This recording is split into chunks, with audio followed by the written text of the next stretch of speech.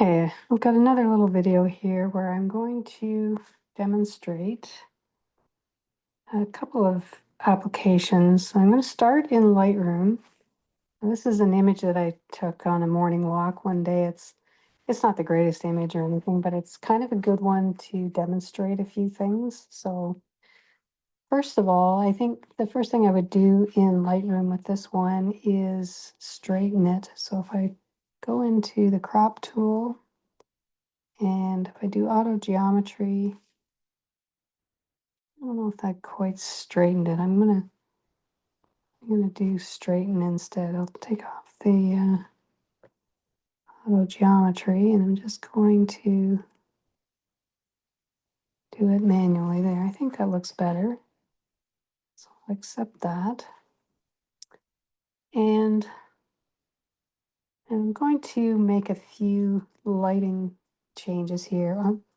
First of all, though, I'm going to try and see if I can get rid of that wire running across the sky there. So I'm just using the, whoops, down in the right-hand corner, that erase tool. And I'm going to reduce the size. I'm going to ask it to detect objects. And I've got generative AI on. I don't know if I really need that. I think I'll take that off. And I'll just try highlighting it. Yeah, that didn't do it. I'm going to discard that. I'll try again. This time I'll try using generative AI, and I'll take off the detect objects and see if that does any better.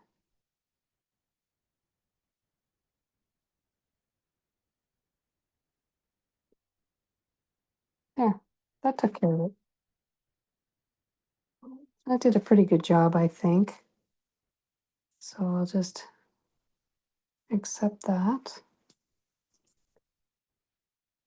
Now, in terms of the light, what I'm going to do, you can see there that the foreground and the barn is fairly dark. What I really wanted to capture with this picture was just the nice light coming from the sunrise that morning. But what I'll do is I'll go into the light tab. And first of all, I'm going to take a look at the blacks and the whites. I usually like to adjust those first. So I'll just increase the whites slightly, and I'm going to increase the blacks a bit because they were clipped. And I'm going to then, oops, go up here, and I'm going to look at the highlights. I think I can probably leave those the way they are, but I'm going to bring up the shadows to bring out a little bit more detail in the foreground. I also see something on the left there, a pole or something. I believe that's the 911 sign on that property. I could use the remove tool to take that out, but I think it's probably easier to just crop it out. So I'm just going to take it in slightly, and that'll get rid of that. Okay. So I think the light is pretty good right there. I'm going to take a look at the color. Um, that color temperature looks okay to me. And now the vibrance, I could probably bring that up a little bit. And the saturation, I could probably bring that up a little bit too, just to bring out the color.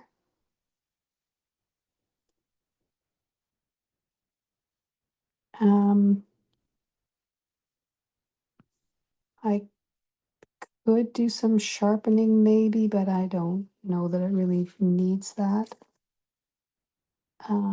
So I think that's about all I would do in Lightroom. But one thing I wanted to do is just show you some kind of fun things you can do in some other applications. So I'm just going to export this. So along the top line there, you see that box with the up arrow. That's the, it's actually called the share button, I guess. And I'll do an export as, and I'm going to leave that as a TIFF file. And I think everything's okay just the way it is there. So I'll just hit the check mark in the top right corner. Okay, and then I'm going to say save the image. And so it's saying that a copy has been saved to device photos. So I'm going to go to my device photos. And this is the one that we just worked on. So now I'm going to take this into Snapseed. And I think I can get to it this way. Yes, there's Snapseed. Okay. Now Snapseed does a lot of things that Lightroom does. And, I'm not going to repeat the things that I already did in Lightroom, but you can go to Tools and tune the image. So tuning, it means you can change things like, oops, the brightness, the contrast, saturation, um, ambiance. I can't think what that it does exactly, but they're all lighting changes, highlights, shadows, warmth. So similar kinds of settings to what you would find in Lightroom. Then there's also like details, so that would be like sharpening. They call it structure, and but it's similar to. It's actually more, I think, like texture and clarity. But again, there should be a menu. There we go. Structure and sharpening. So sort of structure is sort of like clarity and texture, and sharpening is sharpening. You can do curves. There's the white balance. You can crop, rotate, change the perspective, expand the crop. The selective is like masking, basically. So you can select certain areas to make changes on. Um, brush, I think, is another selective tool. And then there's healings, like the erase tool. I have never used HDRscape, but I assume it probably um, processes the image like HDR. Glamour glow is kind of a neat thing. It doesn't really apply so much to a picture like this. It's probably more for portraits and that sort of thing. But there's a bunch of different settings that you can use, and you can change the amount of glow and saturation and that sort of thing. And there's tonal contrast, drama. So this is kind of cool too. You can give it different looks.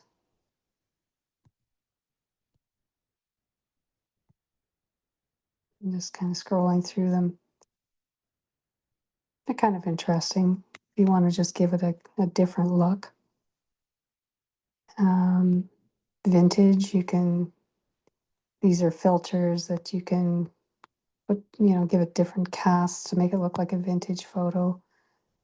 I'm not going to do that here. Um, grainy film again is sort of like the vintage look. And then there's Retrolux. Yeah, that makes it look like an old picture too. It kind of gives it some flaws and that sort of thing. These are all really just filters. Grunge again, some interesting kind of looks there too. Oops. And then you can convert to black and white. You can give it a film noir look. For portraits, I mean, this is not a portrait, so I can't use that filter, but it does some, helps do some enhancements to portraits.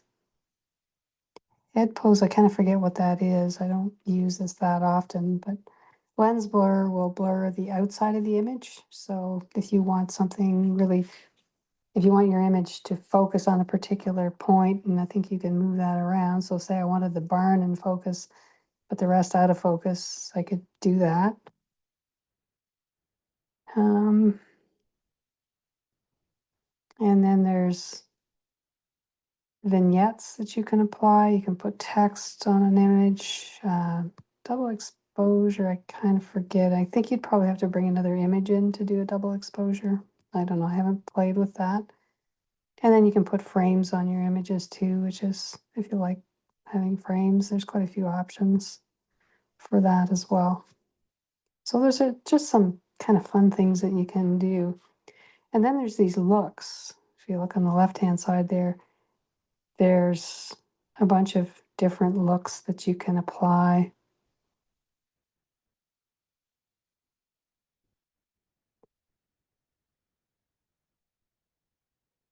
Pop is kind of neat with this image and kind of saturates everything a little bit more.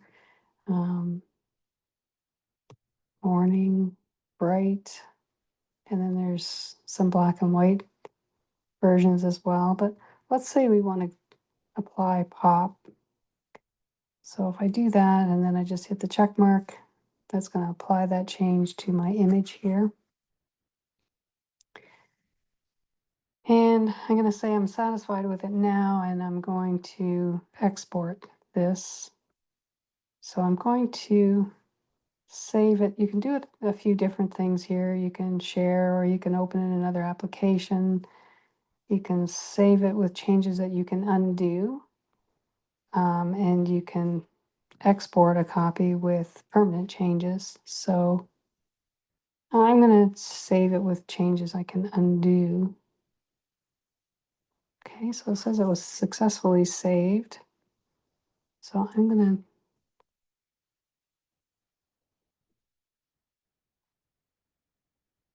to try exporting, opening this in a different application now. I'm going to take it to something called Distressed FX. I don't know if this is going to work.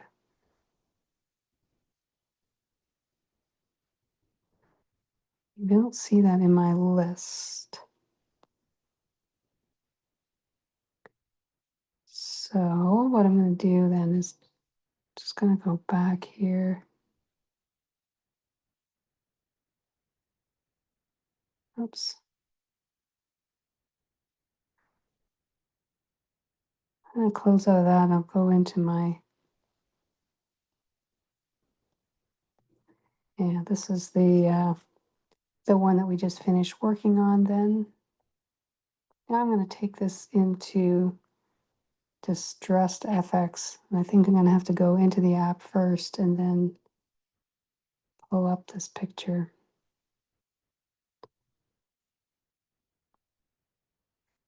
Okay, so now to bring in an image, I'll have to choose a picture. So there's our image there. And I'm going to accept that. Now, mostly what you find in Distressed FX is a bunch of filters. You can see a bunch of them here. So they're sort of like textures that you apply to your image. And there's like two layers of them. You can apply filters from both of those layers or one or the other. And so what I'm going to do here, I'm going to try a few different things and see what they look like.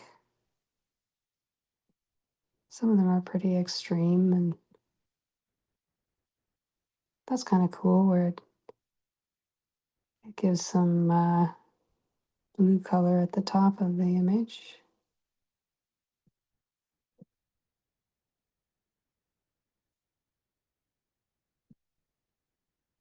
Some of them are just really wild.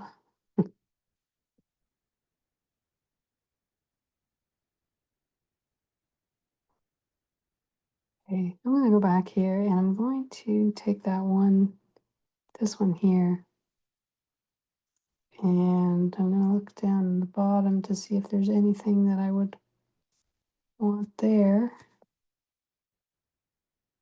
It's interesting.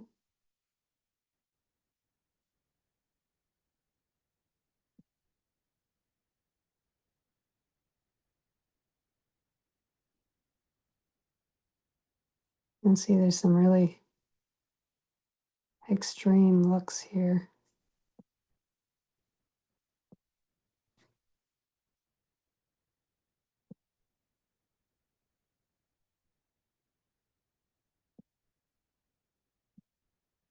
Yeah, I think I'm just going to just leave it at that for now.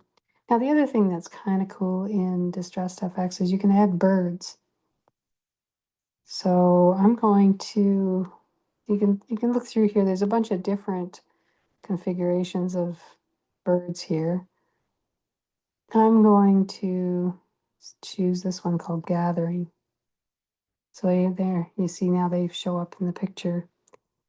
And I'm just going to reposition them. I'm going to put them over here.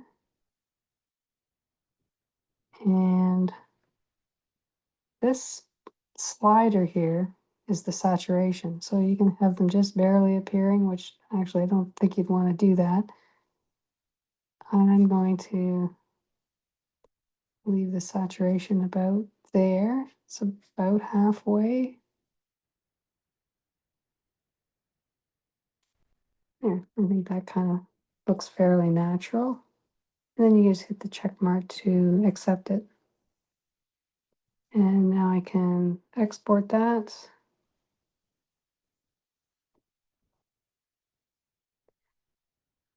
I can just save the image. And I believe it should show up in my photos now. I might be making a liar out of me. I don't know. Oops.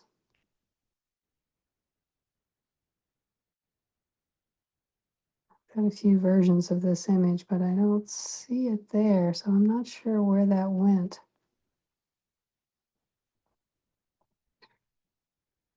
Just go back to the app again and see if I can. Oh, and it's gone. Well, I think it probably saved it somewhere, but I'll have to take a look and see if I can figure out where it saved that.